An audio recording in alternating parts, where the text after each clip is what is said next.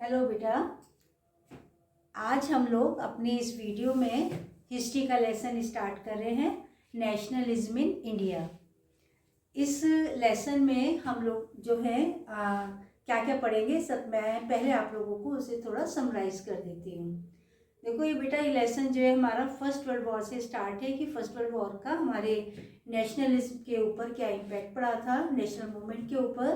फिर यहाँ पे हम इस लेसन में non cooperation movement, civil disobedience movement, इसके बारे में हम लोग पढ़ेंगे कि दोनों मूवमेंट के अंदर जो है डिफरेंट सेक्शंस के लोगों ने, किन किन लोगों ने इस मूवमेंट के अंदर पार्टिसिपेट किया था, किन किन लोगों ने पार्टिसिपेट नहीं किया था, और नहीं किया था तो क्यों नहीं किया था, है ना।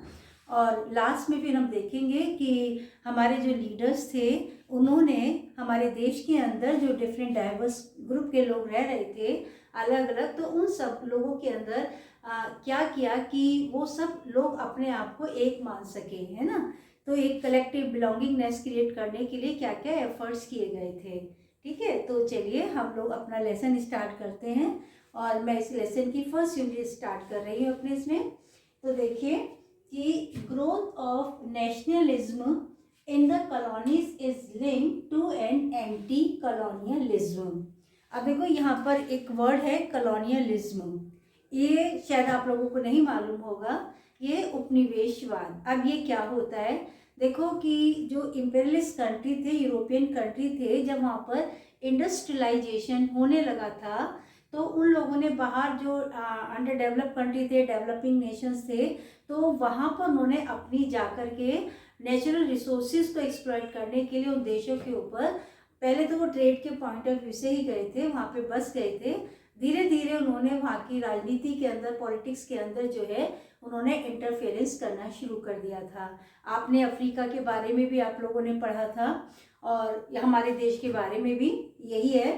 तो अब जब वो यहाँ पर बस गए, बहुत लंबे समय तक उन्होंने रूल किया, लेकिन जैसे जैसे धीरे धीरे यूरोप के अंदर हमने देखा कि भाई जो पहले सभी जगह वहाँ पर मोनार्की हुआ करती थी, लेकिन समय के बाद में जो है लोगों ने मोनार्की के अगेंस्ट रिवोल्ट करना शुरू करा। फ्रेंच रेवोल्यूशन के बारे में आपने पढ़ा, जर्मनी आपने पढ़ा, इटली के बारे में हम लोगों ने पढ़ा कि भाई कैसे इटली को यूनिफाई किया। तो लोगों के अंदर अपने नेशंस के प्रति फीलिंग डेवलप होने लगी, तो वो मोनार्कीज को ख़त्म करके और वहाँ पर जो है एक नेशन स्टेट जो है वो डेवलप होने लगे थे।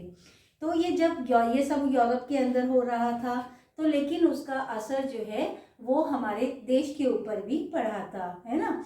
तो अब हम देखते हैं कि हमारे देश के लोगों ने किस तरीके से जो है अंग्रेजों का अपोज किया था। तो देखो कि ग्रोथ ऑफ नेशनलिज्म, नेशनलिज्म क्या है, ये एक राष्ट्रवाद है। राष्ट्रवाद क्या है भाई, अपने देश से प्यार करना, ठीक है।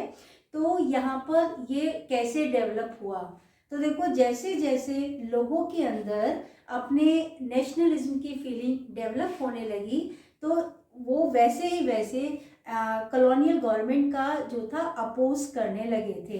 तो जितना अपोज वो कर रहे थे उतना ही उनके अंदर नेशनलिज्म जो है वो डेवलप हो रहा था। तो यहाँ पर पीपल इन इंडिया, तो देखो people begin discovering there unity in the process of their struggle with colonialism. देखो क्या क्या कहना चाह रहे हैं कि लोग दे वर डिस्कवरिंग देयर यूनिटी, भाई ऐसा क्या था, एक ही देश के अंदर रह रहे थे, लेकिन देखो क्या था कि यहाँ पे अलग अलग ग्रुप के लोग थे, तो उन सब लोगों के आपस में भी इंटरेस्ट क्लैश करते थे, आपस में एक दूसरे से ईर्ष्या थी, जेलसी थी, कॉन्फ्लिक्ट थे। लेकिन जब यहाँ पर वो कह रहे कि जब अंग्रेजों का उन्होंने अपोज किया, तो वो लोग अपने इंटरनल जो कॉन्फ्लिक्ट थे उनको भूल गए, अब वो सब अपने एक हो गए और उन्होंने अंग्रेजों के खिलाफ जो था वो लड़ाई लड़ी थी। तो अब यहाँ पे द सेंस ऑफ बीइंग अप्रेस, देखो वो यूनाइट तो हो गए हैं डाइवर्स ग्रुप जो हैं, तो जो sense of being oppressed under colonialism provided a shared bond that tied many different group together, कि भाई जिस तरीके से उन लोगों को टॉर्चर किया जा रहा था, उन्हें अप्रेस किया जा रहा था, सभी लोगों को किया जा रहा था, तो उनके अत्याचारों ने, है ना, जिस तरीके से उनको टॉर्चर किया था, तो उन सब ने जो डिफरेंट जो सोशल ग्रुप थे हमारे देश के अंदर, उन सबको एक कर दिया था। वो सब लोग अपने डिफरेंसेस को भूल करके अंग्रेजों के अगेंस्ट जो था एक हो गए थे। लेकिन but each class and group felt the effect of colonialism differently, है ना। लेकिन हर क्लास का के ऊपर जो अंग्रेजों की जो पॉलिसी थी उनका जो इम्पैक्ट था वो अलग अलग था, है ना। और उनके जो एक्सपीरियंसेस थे वो भी एक जैसे नहीं थे, और they were varied and their notion of freedom were not always the same, है ना। और उनके लिए जो डिफरेंट सोशल ग्रुप्स थे उन लोगों के लिए आज़ादी के जो मायने थे सबके लिए सेम नहीं थे। जिसको जो परेशानी थी उससे उसको फ्रीडम मिल जाए, वो चीज़ उससे दूर हो जाए, उसके लिए आज़ादी के मायने वही थे। तो उनके जो नोशन ऑफ फ्रीडम जो थे वो नॉट सेम, है ना। अब तो देखिए यहाँ पर, लेकिन कांग्रेस अंडर महात्मा गांधी, जब गांधी जी इंडिया के अंदर आते हैं तो देखो अब यहाँ पे गांधी जी ने आकर के कोशिश करी इन सारे ग्रुप को एक साथ में लाने की, ठीक है। तो they try to for this group together within one movement, एक आंदोलन चलाया और उसके अंदर सभी डिफरेंट, आगे हम डिटेल में इसको हम पढ़ेंगे भी कि कैसे कैसे उन्होंने डिफरेंट जो ग्रुप्स थे उन सबको अपनी लड़ाई में, अपने स्ट्रगल में, अपने मूवमेंट के अंदर उनको इंक्लूड किया था। But the unity did not emerge without conflict, है ना। लेकिन भाई ये यूनिटी जो थी कि भाई सभी ग्रुप जो हैं साथ में आकर के अंग्रेजों के खिलाफ लड़े, तो ये बहुत आसान काम नहीं था, इसमें काफ़ी मुश्किलें आई थी, लेकिन काम तब भी हुआ था। तो देखो हमारा अगर ये क्वेश्चन आता है, हमारी एनसीईआरटी का ये फर्स्ट क्वेश्चन ही है कि why the growth of nationalism in the colonies is linked to an anti colonialism. तो बेटा हम ये सारे पॉइंट्स जो है उसमें हम डिस्कस करेंगे, ठीक है। चलिए अब हम देखते हैं, तो अब हमारी यूनिट स्टार्ट होती है कि what was the first world war help in the growth of the national movement in India, है ना।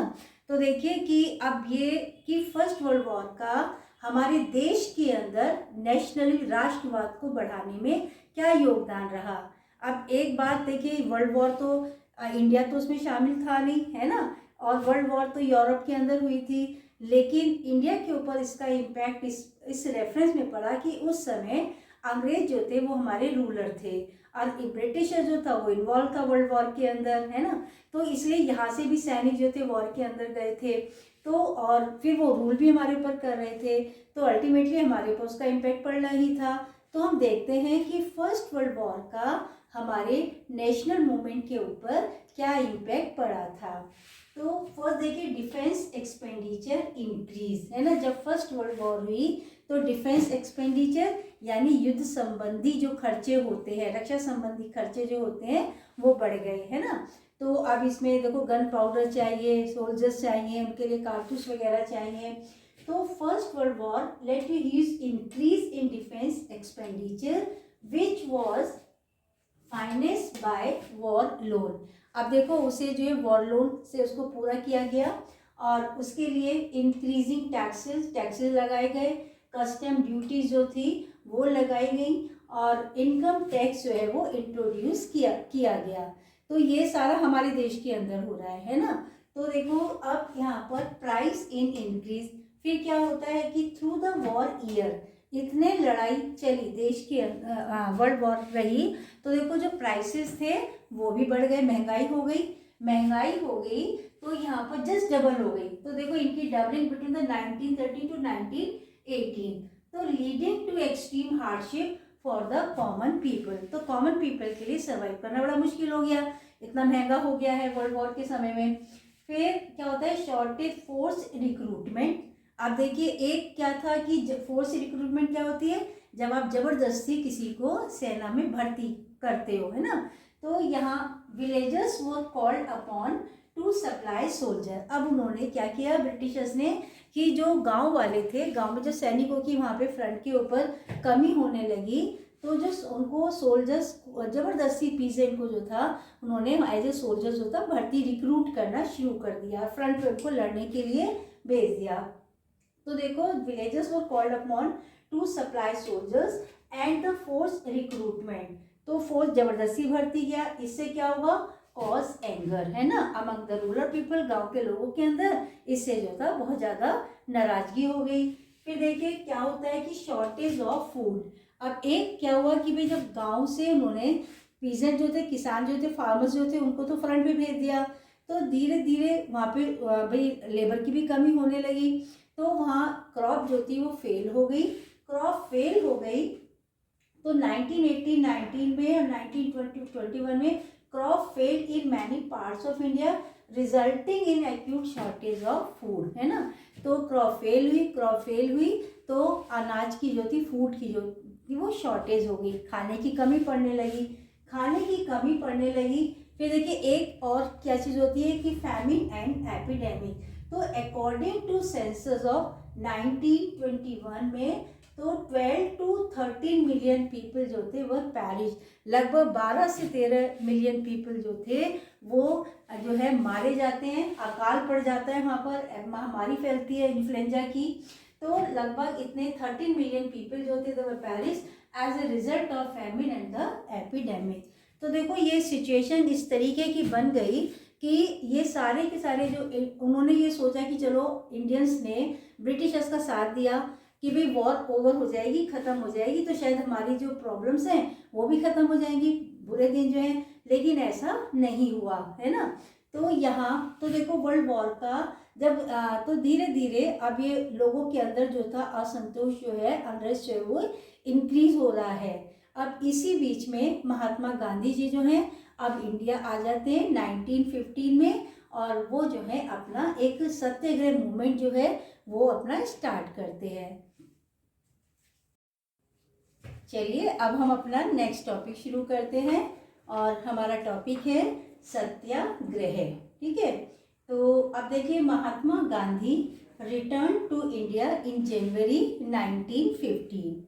गांधी जी 1915 में इंडिया वापस आते हैं। कहाँ से आते हैं? अफ्रीका से आते हैं।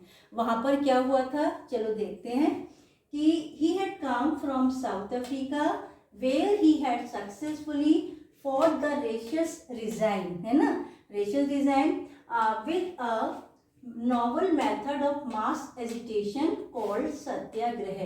वहाँ पर देखो गांधी जी साउथ अफ्रीका से वापस आते हैं। वहाँ पर हमने 9th क्लास में भी पढ़ा था कि अंग्रेज जो थे उन्होंने साउथ अफ्रीका के अंदर अपार्थाइड सिस्टम जो था वो उन्होंने फॉलो कर रहे थे, वहाँ डिस्क्रिमिनेशन वो लोगों के साथ में करते रहे थे, टॉर्चर कर रहे थे। तो गांधी जी ने उनके इस अपार्थाइड सिस्टम के अगेंस्ट जो था लड़ाई लड़ी थी, और बहुत शांति से उन्होंने जो था उस स्ट्रगल किया कि वो सक्सीडेड। तो जो जिस तरीके से उन्होंने वहाँ पर स्ट्रगल किया था उसका नाम उन्होंने दिया था सत्याग्रह, ठीक है। अब यहाँ हम देखें कि सत्याग्रह से मतलब क्या है, मीनिंग क्या है। तो satyagraha, idea of satyagraha emphasis the power of truth, है ना, तो सच की ताकत पर, सच के ऊपर जोर देता है, ठीक है। सत्य प्लस आग्रह, ठीक है। तो यहाँ पर कि सच की के ऊपर जोर देता है सत्याग्रह जो है, and the need to search for truth, और सच को ही देखो, सच को जानो। कोई भी काम है, अगर कोई भी लड़ाई है, तो ये सत्याग्रह का जो आइडिया वो ये कह रहा है कि भाई आप सच को देखो, सच को खोजो, सच को जानो, सच्चाई क्या है। आगे ये क्या सजेशन दे रहा है कि it suggested that if the cause was true, है ना, कि अगर आपकी लड़ाई, आपका स्ट्रगल जो है अन्याय के खिलाफ है, सच के लिए है ना, तो कॉज वॉज ट्रू, अगर आप सच के लिए लड़ रहे हैं, और if the struggle was against injustice, कि अगर लड़ाई जो है इनजस्टिस के अगेंस्ट है, अन्याय के खिलाफ है, तो यहाँ पर फिजिकल फोर्स नॉट नेसेसरी, तो भाई शारीरिक ताकत की जरूरत नहीं है। किसके लिए? टू फाइट द अप्रेसर, आपका जो दुश्मन है उसके खिलाफ लड़ने के लिए आपको शारीरिक ताकत की, फिजिकल फोर्स की जरूरत नहीं है, ठीक है। तो यहाँ पर विदाउट सीकिंग वेंजेंस और बीइंग अग्रेसिव, आगे वो क्या कह रहे हैं गांधी जी कि भाई आइडिया जो सत्याग्रह के जो आइडिया है उसके अकॉर्डिंगली आप बिना आक्रामक हुए, बिना लड़ाई झगड़ा किए जो है असत्याग्रही कुड विन द बैटल, एक सत्याग्रही जो है वो अपनी लड़ाई जीत सकता है ना, और थ्रू द नॉन वायलेंस से के थ्रू। अब यहाँ पर तो देखिए दिस कुड बी डन, तो भाई ये लड़ाई जीतेंगे कैसे, तो भाई ये सत्याग्रह का आइडिया चीज के ऊपर स्ट्रेस दे रहा है कि this could be done by appealing to the conscience of the oppressor, है ना, कि भाई हमें जो है हमारा जो दुश्मन है हमें उसे अपनी बात को समझाने के लिए, बताने के लिए, प्रेशर डालने के लिए उसकी कंसाइंस को अपील करना होगा, यानी उसकी चेतना को जगाना होगा, आत्मचेतना को जगाना होगा कि भाई आप जो कर रहे हो वो गलत कर रहे हो, उसे समझाना होगा। तो यहाँ पर उसकी कंसाइंस को अपील करेंगे और पीपल इंक्लूडिंग द अप्रेसर, है ना, had to be persuaded to see the truth. तो यहाँ पे कह रहे हैं सत्याग्रह क्या है कि भाई जो आपका जो अप्रेसर है वो तो मानेगा ही मानेगा, लेकिन लोग जो है वो भी सच को मानने के लिए तैयार होंगे। तो instead of being force to accept the truth, ये नहीं कि जबरदस्ती आप उस किसी के ऊपर अपनी बात को थोप रहे हो, हमें उसे समझाना होगा कि भाई हाँ ये गलत है जो तुम कर रहे हो, और लेकिन समझाना कैसे होगा, बहुत आराम से उसको उसकी गलती बतानी होगी। तो अब इससे वो कह रहे हैं कि to accept the truth through the use of violence. तो अब यहाँ पे बाय दिस स्ट्रगल, तो इस स्ट्रगल में, इस लड़ाई में truth was bound to ultimately triumph, की आखिर में जीत किसकी होगी, सच की ही होगी। देर लग जाएगी, आपको परेशानियां बहुत आएंगी, लेकिन फाइनली जो है वो जीत होगी सच की। और तो देखो गांधी जी बिलीव दैट धर्म of non violence could unite the nation. तो गांधी जी ये मानते थे कि केवल अहिंसा का जो धर्म है, नॉन वायलेंस जो है, वही देश को जोड़ने का काम, देश को यूनाइट करने का काम कर सकता है। गांधी जी की लड़ाई के दो ही हथियार थे, है ना, ट्रुथ और नॉन वायलेंस, ठीक है। तो देखो अगर आपसे एग्जाम में ये पूछा जाता है what you know about the idea of satyagraha, तो आपको इतना सारा ये सभी चीजें बतानी पड़ेंगी, ठीक है। चलिए अब देखो गांधी जी का ये कंसेप्ट था कि भाई आप सच के लिए आपको लड़ाई नहीं लड़नी है ना, और आपको आराम से बिना किसी स्ट्रगल फिजिकल फोर्स के आपको अपनी बात भी मनवानी है, आपको जो आपका जो अप्रेसर उसकी कंसाइंस को अपील करना है, सत्याग्रह यही कह रहा है। तो देखिए अब इन चीज़ों को कैसे प्रैक्टिकली इम्प्लीमेंट किया था गांधी जी ने, ठीक है। तो देखो हमने देखा 1915 में ही केम बैक टू इंडिया। अब यहाँ पर गांधी जी के, अब हमारा नेक्स्ट क्वेश्चन है कि various satyagraha movement launch by Gandhi ji in India. Bharat में गांधी जी ने कौन कौन से सत्याग्रह मूवमेंट स्टार्ट किए थे। तो देखो सबसे पहला वेरी फर्स्ट मूवमेंट जो था 1917 में चंपारण के अंदर पीजेंट ने जो है के फेवर में गांधी जी ने सत्याग्रह मूवमेंट जो स्टार्ट किया था। तो अब वहाँ पे प्रॉब्लम क्या थी, तो देखो Gandhi ji travel to Champaran in Bihar to inspire the peasant to struggle against the oppressive plantation system, ठीक है। तो देखो यहाँ पे क्या था कि चंपारण बिहार के अंदर एक गांव है, तो वहाँ के किसानों को ब्रिटिश गवर्नमेंट फोर्स कर रही थी इंडिगो प्लांटेशन के लिए। ये किसान फेवर में नहीं थे, क्योंकि एक क्या भाई वहाँ पे अगर एक तो वो बहुत ज़्यादा लेबोरियस काम था, एक बहुत अच्छी उसको ज़मीन चाहिए थी, किसानों को इतना पैसा नहीं मिलता था, अगर बहुत सारी उनकी परेशानियाँ थी, वो अगर वहाँ पे नील की खेती करेंगे, इंडिगो की खेती करेंगे, तो वो अनाज कहाँ पर पैदा करेंगे, तो उनके लिए फिर देखो कि इंडिगो की ब्रिटेन को बहुत ज़्यादा डिमांड थी, और वहाँ क्योंकि वहाँ पे इंडस्ट्रियलाइजेशन हो चुका था, तो वहाँ पे इंडस्ट्री में जो टेक्सटाइल वगैरह को डाई करने के लिए उसकी ज़रूरत होती, तो वो फोर्स कर रहे थे, पीजेंट जो थे वो रिफ्यूज़ कर रहे थे। तो फाइनली गांधी जी ने फिर इनके फेवर में सत्याग्रह किया और अंग्रेजों को उनकी बात माननी पड़ी थी, कोई लड़ाई झगड़ा नहीं हुआ था।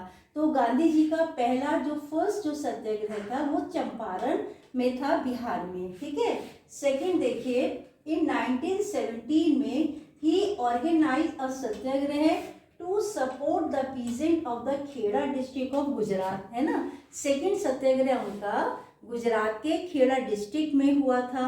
यहाँ के क्या थे, देखो कि ब्रिटिश गवर्नमेंट जो है किसानों से रिवेन्यू लेती थी, तो इस साल क्या है कि यहाँ पे उनकी क्रॉप फेल हो गई है और ये लोग पोजीशन में नहीं है रिवेन्यू को पे करने की। कब वो जितना रिवेन्यू वो डिमांड कर रहे थे वो उतना नहीं दे पा रहे थे, तो इन्होंने गवर्नमेंट से डिमांड रखी थी अपने रिवेन्यू को कम करने के लिए, गवर्नमेंट ने रिफ्यूज़ कर दिया।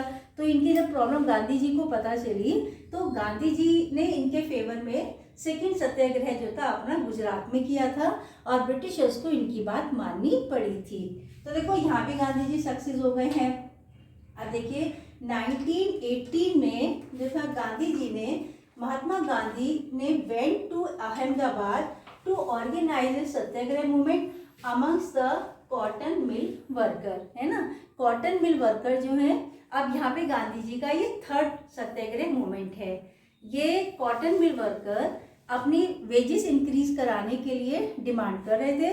गवर्नमेंट इनकी डिमांड को मानने के लिए तैयार नहीं थी। गांधी जी को जब पता चला तो गांधी जी ने इनकी डिमांड जाकर के वहाँ पे अहमदाबाद गए, फैक्ट्री ओनर से बात करी, इन्होंने वहाँ पे सत्याग्रह मूवमेंट स्टार्ट किया और फाइनली ही वो सक्सेस है, उनको इसमें भी सफलता मिल गई।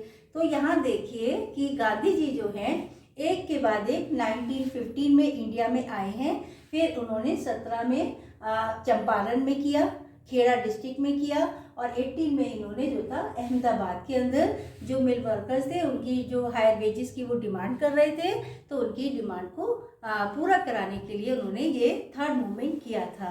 तो यहाँ पे अब देखो कि गांधी जी लगातार अपने हर सत्याग्रह मूवमेंट में सक्सेस होते चले जा रहे हैं। अब हम आगे पढ़ते हैं रॉलेट एक्ट के बारे में।